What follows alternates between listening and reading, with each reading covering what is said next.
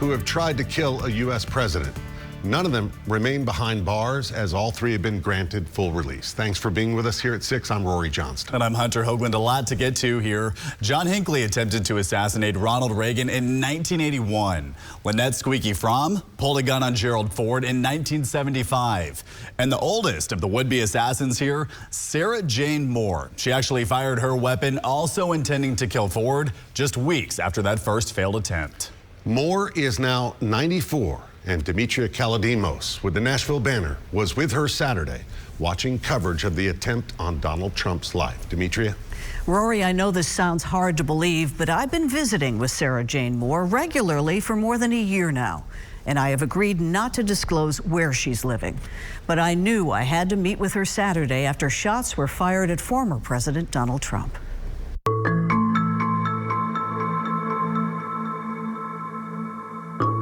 Let's watch what unfolded, and it starts with the former President Donald Trump speaking to this crowd in Butler, Pennsylvania. Were you watching CNN Live? Yes. Did you know exactly what was happening? No, no one did. We saw Trump had just come on the thing, was just starting to speak, and about maybe a minute or a minute and a half, I don't know what, his hand went up to his face, and then he dropped down. And he dropped down. Nobody pushed him down. But you're told to do that. Mm-hmm. You know, drop down. And he dropped down. And then the furor started. You know, people rushed in. And then we began to get reports from somebody said the shooter has been, they didn't say at first that he was dead. They said something about the shooter has been apprehended or something like that. Neutralized, I think they used later. Yeah. I'm old, and I have watched too much of this. I saw the Kennedy assassination. I saw the man that killed the guy that killed Kennedy.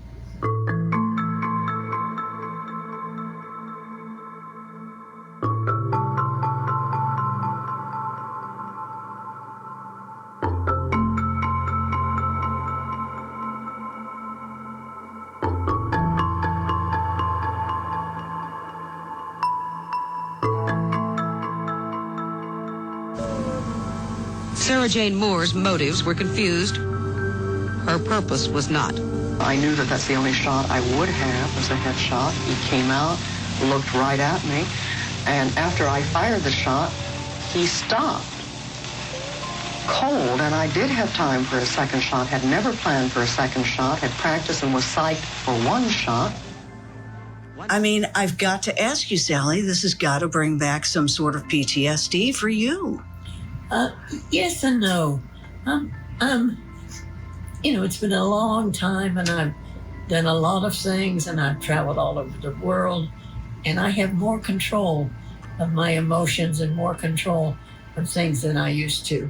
And as you get older and see things, they don't shock you as much as they should, as they should, because you've seen too much. Yeah. I mean, we don't even know who this was, but. No, not at all. But we'll get a report and they'll tell us. Yeah. You know, it occurs to me that the day that your incident happened, you could have been neutralized. Absolutely, and I thought I was going to be, because the police came right up, straight at me. They didn't shoot me or anything, and grabbed my hand.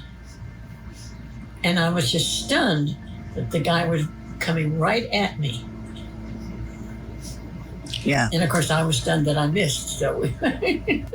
Did you have no fear that day? No. No, when you psych yourself up to do something like that, you go into whatever it is that, it's sort of like being in a play.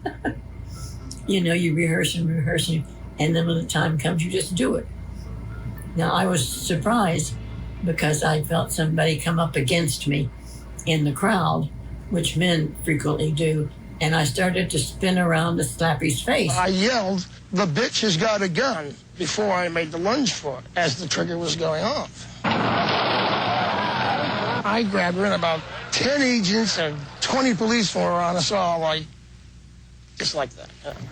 And I had an escape plan that would have worked. I would have gone out and gotten on the streetcar, going up to the top of the hill and gone into the hotel up there and sat down and had a Coke or something. That's the one regret I have, that it was not successful. What if you had succeeded, though? What if I had succeeded? What if someone died that day? I would have thought that I was successful and I would go on about my business. I don't think anyone would. I think I would have used my escape plan, which was, people don't pay any attention to women. What's different about today and that day in 1975? Well, that I'm old and weak and not a participant, but just a viewer looking at CNN.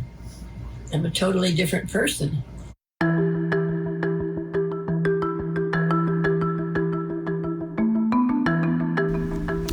So, do people truly change?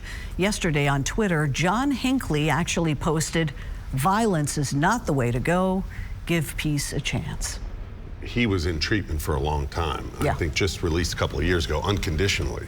Right. What a story. She was so matter of fact. Yeah, and it really was shocking to me, but I've been visiting with her for a long time, so I've gotten to know her. But we've got more of this interview on NashvilleBanner.com if you want to watch a little more. Thanks, Demetria. Thanks, guys. Report, Demetria. Thank you.